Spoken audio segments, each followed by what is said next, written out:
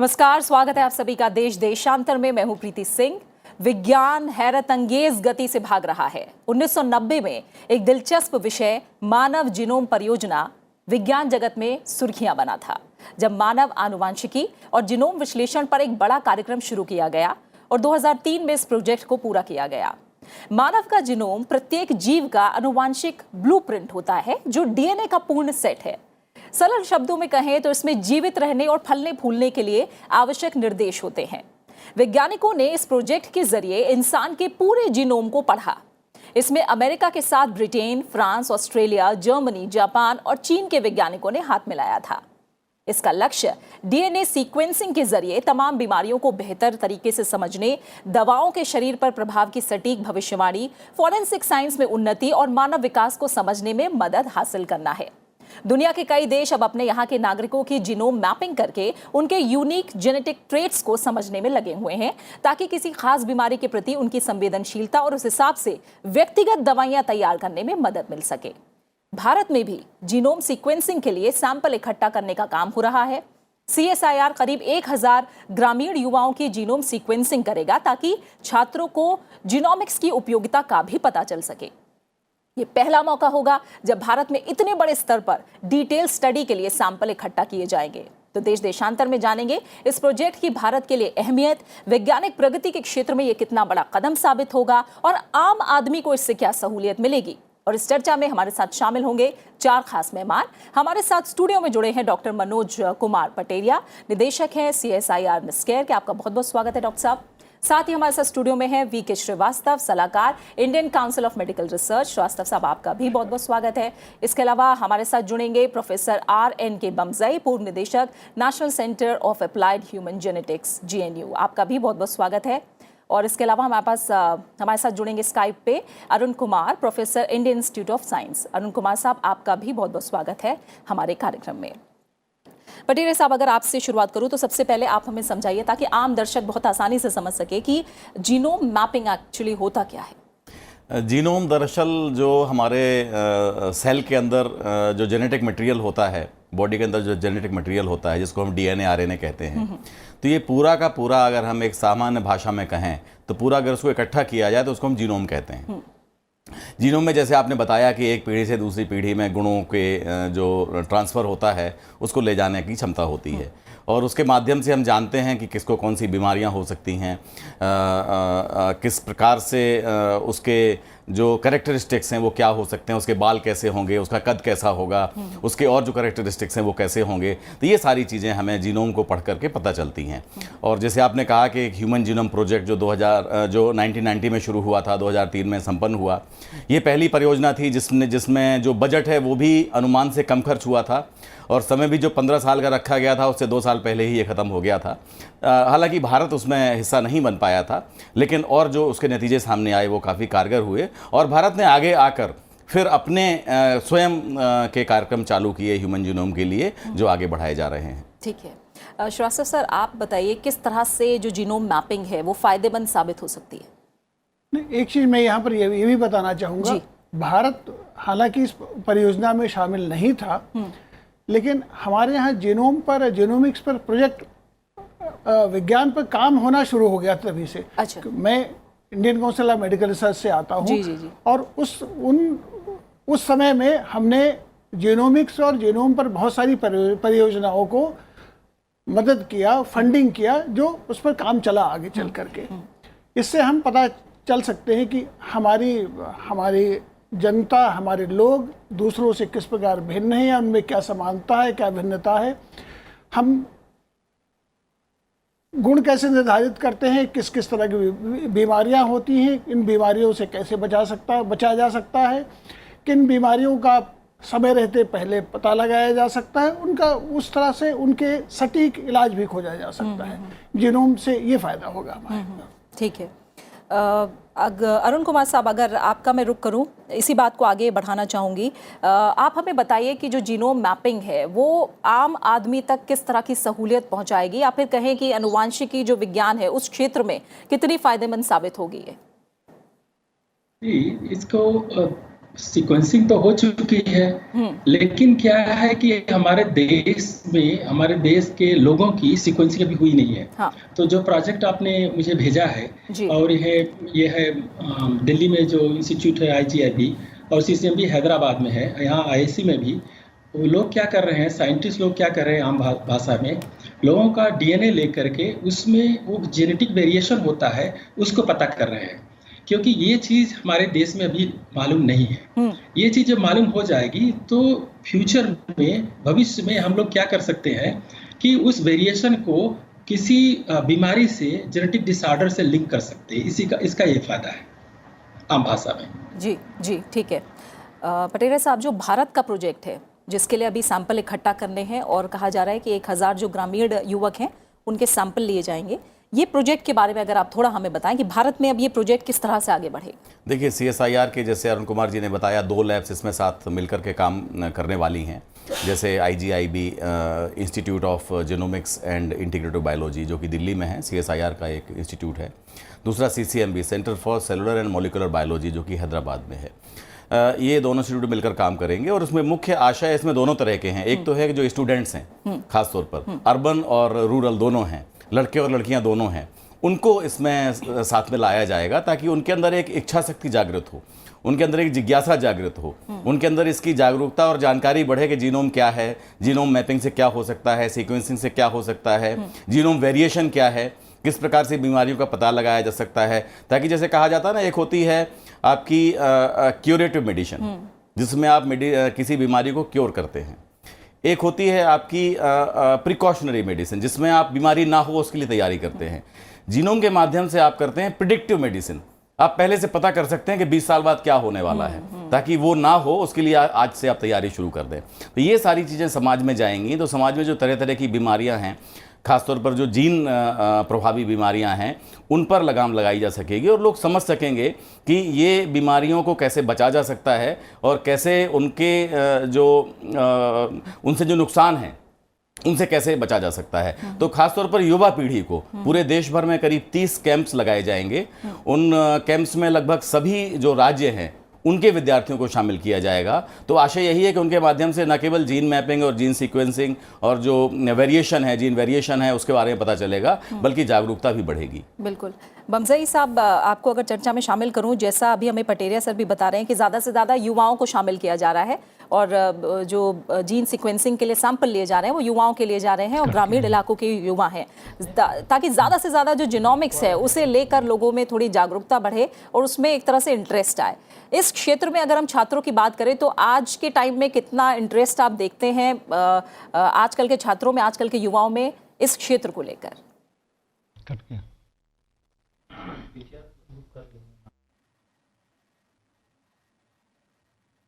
बमज़ई साहब से हम एक बार फिर संपर्क करने की कोशिश करेंगे। श्रीवास्तव साहब, जैसा अभी हमें पटेरिया साहब ने बताया कि तमाम ऐसी बीमारियां हैं जिसके बारे में हम पहले से पता लगा लेंगे कि आज से 20 साल बाद क्या हो सकता है। यानी माने जो कैंसर या फिर कहें थैलेसीमिया, जो इस तरह की बीमारियां परिवार दर परिवार भी चलती चली आती हैं, इस तरह की बड़ी बीमारियों में काफ़ी कारगर साबित होगा। ये बहुत ज़्यादा कारगर साबित होगा। जीनोम मैपिंग से ये पता चल जाएगा, बहुत अर्ली स्टेज में हम बीमारियों के बारे में पता कर सकते हैं। यहाँ तक कि बच्चे के जन्म लेने से पहले भी हम उसके अंदर वो बीमारियों के जीन्स का हम पता लगा लेते हैं, तो उस समय हम सही समय पर उसका इलाज हो सकता है। या अगर बीमारी लाइलाज है तो हम बच्चे को पैदा होने से भी हम रोक सकते हैं। इस तरह की करीब 10,000 बीमारियां इससे हैं जो एक सिंगल जीन की में परिवर्तन की वजह से हमारे मतलब वो बीमारियां पैदा हो जाती हैं। अगर हम जीनोम का स्टडी अच्छी तरह से कर लें और ये रूटीन में हो जाए तो हम इन सब बीमारियों का समय रहते बहुत जल्दी पता लगा सकते हैं, जिससे उनका इलाज भी सही से हो जाएगा। कुछ बीमारियां ऐसी हैं जो सही समय पर पता होकर के उनकी क्यूरेटिव मेडिसिन अगर डेवलप की जाए, उस हिसाब से हम आदमी की जीवन काल को और बढ़ा सकते हैं, एक प्रोडक्टिव लाइफ उसको जीने का हमें मदद दे सकते हैं और वो स्वस्थ जीवन का जीता रहेगा, अपनी पूरी आयु पूरा करेगा। लेकिन अगर पहले से उसके बारे में पता चल जाता है तो ठीक है। अरुण कुमार साहब, जैसे श्रीवास्तव साहब की बात को अगर आगे बढ़ाएं तो करीब जो मोटे तौर पर कहा जाता है कि 1 लाख बच्चे जेनेटिक डिसऑर्डर के साथ हर साल पैदा होते हैं। यानी हम माना जाए कि आने वाले समय में जो बच्चे होंगे वो स्वस्थ पैदा होंगे और कहीं ना कहीं कहा जाए फीटस में या फिर पहले ही पता लगाकर इन बीमारियों को दूर किया जा सकेगा? यानी स्वास्थ्य के क्षेत्र में बड़ी क्रांति। प्रीति जी, ये पहले से ही फीटस के बारे में पता करना कि उसको बीमारी है कि नहीं, वो तो अभी भी किया जा रहा है। अच्छा, उसमें ये कोई नई बात नहीं है, अभी भी किया जा रहा है। बेंगलोर में भी यहाँ पर प्रीनेटल जेनेटिक डायग्नोसिस होती है जी। जिसको जो बीमारियों का जेनेटिक्स पता है उसके बारे में तो हम लोग उसको पता कर सकते हैं। तो ये प्रोजेक्ट मेनली है कि हमारे देश में ये हम लोगों का होल जीनोम सीक्वेंसिंग पूरे किसी व्यक्ति का पूरा जीनोम सीक्वेंसिंग सिर्फ एक आदमी का हुआ है IGIB में। इसके पहले किसी के नहीं हुआ। अब क्या है, ये जो मेन प्रोजेक्ट है जिसमें कि IGIB कह रहा है CCMB के साथ मिल करके 1000 लोगों का, मेनली स्टूडेंट का पूरा जीनोम सीक्वेंसिंग पता करेंगे। और मैं यहाँ पर ये भी कहना चाहता हूँ, हमारे यहाँ IISc से एक प्रोजेक्ट शुरू किया गया है, उसका नाम है जीनोम। उसमें करीब 10,000 लोगों का, उसमें स्टूडेंट नहीं है, सब तबके के लोग हैं और पूरे देश से हैं, चाहे वो मणिपुर का हो, चाहे वो सिक्किम का हो, चाहे नॉर्थ का हो, साउथ का हो, वेस्ट का, इस तो हर जगह के सैंपल इकट्ठा होंगे।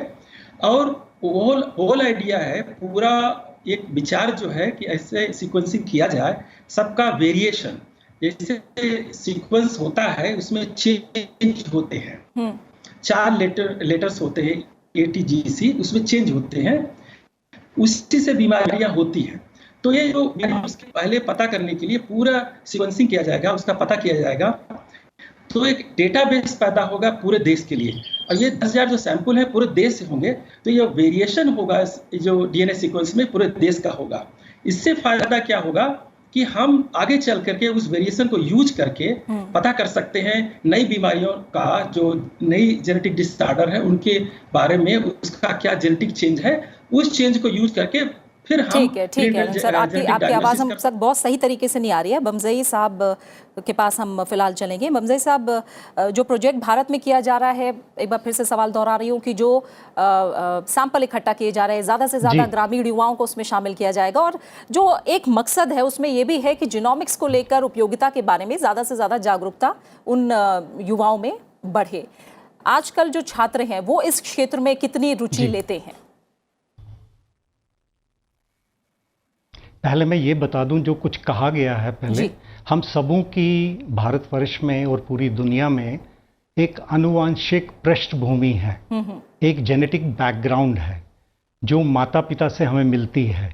इसके बारे में ऑलरेडी बाकी साथियों ने कहा है आपसे जी। तो हमारे न्यूक्लियस के अंदर, जहां माता और पिता से दोनों से almost 3 billion letter long DNA contribute होता है, और पिता Y क्रोमोसोम देते हैं तो मेल हो जाता है, और माता X क्रोमोसोम देती है तो फीमेल बनता है। तो हम सबों में इस 3 बिलियन लेटर लॉन्ग DNA, इसके अलावा एक और आनुवांशिक तत्व है हमारे सेल्स में जिसको माइटोकॉन्ड्रिया कहते हैं, जो माता हम बेटे और बेटी को देती है। अब यूँ समझ लीजिए, ये पृष्ठभूमि जो है आनुवांशिक, ये हमें खाली न्यूक्लियस की नहीं जाननी है अपने पॉपुलेशन में, बल्कि हमें माइटोकॉन्ड्रिया के बारे में भी पता करना है, क्योंकि मातृ रूपी जो भी तत्व हैं उनसे क्या इन्फ्लुएंस पड़ता है उसके बारे में भी जानकारी करनी है। अभी जो ये प्रोग्राम लॉन्च किया गया है बहुत ज़रूरी है। बहुत वर्षों के बाद इसका एहसास हुआ कि भारतवर्ष में भी ऑलमोस्ट 1.3 बिलियन पॉपुलेशन जो है, तो हम इसके बारे में पूरी जानकारी हासिल करें। तो ये एक जनसंख्या का एक रिप्रेजेंटेटिव सैंपल होगा जो 10,000 लोगों का 29 स्टेट्स में किया जाएगा। ज़रूरत तो है ही इसकी, इस पृष्ठभूमि को समझने की, और जो वेरिएशन हो रही है, जो परिवर्तन है DNA के अंदर, और जो विविधता है हमारे देश में, अब ये पूरी विविधता पता चलेगी। ये पूरा परिवर्तन DNA के अंदर जो इस आनुवांशिक तत्व में है, और इसको स्टडी करके डिजीज़ के साथ एसोसिएट करना, डाइवर्सिटी के साथ जो विविधता हमारे देश में है, अलग अलग एथनिक ग्रुप्स की, पॉपुलेशन ग्रुप्स की, 29 स्टेट में और 7 यूनियन टेरिटरीज में। हो सकता है 10,000 सैंपल पर्याप्त न हो, मगर ये बहुत अच्छी शुरुआत है, और इस बात को आगे लिया जाएगा तो बच्चों में भी एक उत्साह पैदा होगा कि इसको कैसे देखा जा रहा है, कैसे स्टडी किया जा रहा है। और इस तत्व को और डीपर समझने के लिए खाली स्ट्रक्चरल पॉइंट ऑफ व्यू से नहीं, बल्कि फंक्शनल पॉइंट ऑफ व्यू से भी उन वेरिएशंस को जो एक पॉपुलेशन ग्रुप से दूसरे पॉपुलेशन ग्रुप में भी हो सकता है भिन्न हो, उनको भी समझा जाएगा फंक्शनल तौर से। तो फिर उम्मीद है कि हम डिजीज़ के साथ या ड्रग मेटाबॉलिज्म के साथ, आपको एक दवा सूट करती है, दूसरे को एक दवा सूट नहीं करती है, वो हो सकता है इसी आनुवांशिक पृष्ठभूमि से, जेनेटिक बैकग्राउंड की वजह से होती हो, तो उसकी समझ जो है हमें होगी। पर इसके बारे में हमें एथिकल, जो नैतिक हैं, सोशल, जो सामाजिक हैं, और लीगल, जो कानूनन हैं, उन एस्पेक्ट्स को भी समझने की ज़रूरत है। बिल्कुल बिल्कुल। पटेल साहब, जैसा बमजई साहब भी कह रहे हैं कि भारत एक विविधता से भरा देश है, अलग जातियां, अलग बोली, या इतनी विविधता शायद ही किसी और देश में मिलती हो। तो अभी जिस प्रोजेक्ट की बात हम कर रहे हैं वो क्या एक हिस्सा है जो 10,000 सैंपल आगे लिए जाने हैं? क्या इसको लेकर भी कोई समय सीमा तय की गई है? और भारत जैसे देश में कितनी बड़ी चुनौती भी है इस तरह की सैंपलिंग करना? जी, मैं आपको ये बता दूं कि ये बहुत ही रोचक प्रोजेक्ट होने वाला है। और जो 10,000 सैंपल्स लेके, जैसे IASC में जो बताया गया कि जो जीनोम वेरिएशन डेटाबेस तैयार किया गया है, CSIR 1,000 सैंपल्स लेकर के पूरे देश में जागरूकता और इस तरह का वातावरण बनाएगा। इसका मैं आम बोलचाल की भाषा में बताना चाहूँगा, ख़ासतौर पर हमारे दर्शकों के लिए, कि जिस प्रकार से हमारा डिजिटल माध्यम की हम बात करते हैं, डिजिटल मीडिया की बात करते हैं, इंफॉर्मेशन टेक्नोलॉजी की बात करते हैं, उसमें बाइनरी लैंग्वेज का इस्तेमाल कर रहे होते हैं। 2 डिजिट्स का 0 और 1, उसी की पूरी भाषा है, उसी की पूरी माया है, और पूरा इंफॉर्मेशन साइंस और टेक्नोलॉजी उसी से रचा हुआ है। जैसे अंग्रेजी के 26 अक्षर हैं, उससे पूरी डिक्शनरी और पूरी इंसाइक्लोपीडिया सारा बना हुआ है। उसी तरह से प्रकृति के ये 4 अक्षर हैं, एडिनिन, गुएनिन, थाइमिन, साइटोसिन। इनको मिला करके पूरी ये कायनात है। पूरे ह्यूमन बीइंग हैं, प्लांट्स हैं, सारे लिविंग बीइंग्स हैं उसके। तो जब इंसान को ये सारा स्ट्रक्चर पता चल जाए, जो कि पता है काफ़ी हद तक, उसमें क्या वेरिएशन है, और इस तरह से पूरा ये पता चल जाए, और साथ ही जैसे मैंने कहा इंफॉर्मेशन टेक्नोलॉजी और बायोलॉजी दोनों को मिला दिया जाए तो कंप्यूटेशनल बायोलॉजी बनती है। तो ये सारा डेटा जो हमें ह्यूमन जीनोम से प्राप्त होगा, इसको कंप्यूटर में डालने से पूरा सब चीज़ इंसान के हाथ में आ जाएगा कि किस डिज़ाइन से हम कौन सी बीमारी एलिमिनेट कर सकते हैं, किस डिज़ाइन से क्या क्या उनको परेशानियां जिसको हम दूर कर सकते हैं। और कई बार तो ये भी आता है, जैसे इथिकल प्रश्न भी उठाए गए, डिज़ाइनर बच्चे पैदा होने की भी बात हो रही है कि आप जेनेटिक जो एडजस्टमेंट है उससे किस डिज़ाइन के बच्चे आपको चाहिए, आपको बाल कैसे चाहिए, आपको आंखें कैसी चाहिए, आपको कद काठी कैसी चाहिए, ये सारी चीज़ें आप कर सकते हैं। तो ये इसके भविष्यगत बहुत सारे परिणाम हैं, जिसमें इथिगत मामले हैं, कानूनी मामले हैं, और हमारे जो अलग सामाजिक मामले हैं। साहब, इसके बारे में भी मैं आपसे समझना चाह रही थी, जो इथिकल सवाल खड़े होते हैं, इसके बारे में भी हम बात करेंगे, इथिकल इश्यू ऑफ प्राइवेसी के बारे में बात करेंगे। मैं समझना चाह रही थी, भारत में अभी ये प्रोजेक्ट किस स्तर पर है? भारत में अभी कितना लंबा सफर तय किया जाना है इसे लेकर? देखिए, भारत में जो टेक्नोलॉजी है वो सारी उपलब्ध है, जानकारी है वो सारी उपलब्ध है। अब उसको अप्लाई करके उसको हमें आगे बढ़ना है, और उससे हमें नए नए इन्फ्रेंसेस निकालने हैं, नई नई जानकारी इकट्ठी करनी है, और वो डाटाबेस जैसे मैंने कहा उसको कंप्यूटर में डाल करके उसको आगे अप्लाई करना है। ठीक है। श्रीवास्तव साहब, और अगर बाकी देशों की बात करें तो कितने बड़े स्तर पर काम किया जा चुका है या किया जा रहा है? बाकी देशों की बात करें, बहुत सारे देशों में, जैसे अमेरिका, ब्रिटेन, इन सब देशों में तो ये प्रोजेक्ट काफ़ी आगे बढ़ गया है। अच्छा। लेकिन हम टेक्नोलॉजी के मामले में हम इनसे पीछे नहीं हैं। ठीक है। हमने अभी पायलट, जैसे CSIR ने पायलट प्रोजेक्ट के तौर पर 1,000 सैंपल साइज में जीनोम स्टडी करने का काम शुरू किया है। अभी बमजई साहब ने बताया कि इंडियन इंस्टीट्यूट ऑफ साइंस में 10,000 सैंपल पर काम हुआ है, और हमारे बहुत सारे लेबोरेटरीज हैं जिनमें काम करने की क्षमता है, सुविधाएं हैं। तो इस काम धीरे धीरे काम को आगे बढ़ाया जाएगा, और हम इसमें आगे सफलता प्राप्त करते रहेंगे। यानी कि अरुण साहब, क्या आम लोगों के लिए अभी ये सुविधा उपलब्ध है कि आम लोग जेनेटिक मैपिंग करा सकें या पता कर सकें? पहले तो मैं जैसा आपके प्रश्न का उत्तर का सवाल है, आम लोग करा सकते हैं। अपने DNA को लेकर के यदि किसी विदेशी कंपनी में भेज सकते हैं, वो सीक्वेंसिंग करा सकते हैं, वो अभी भी सुविधा अवेलेबल है। क्रेडिट कार्ड से पेमेंट भी कर सकते हैं, ये सब पॉसिबल है इंडिया में।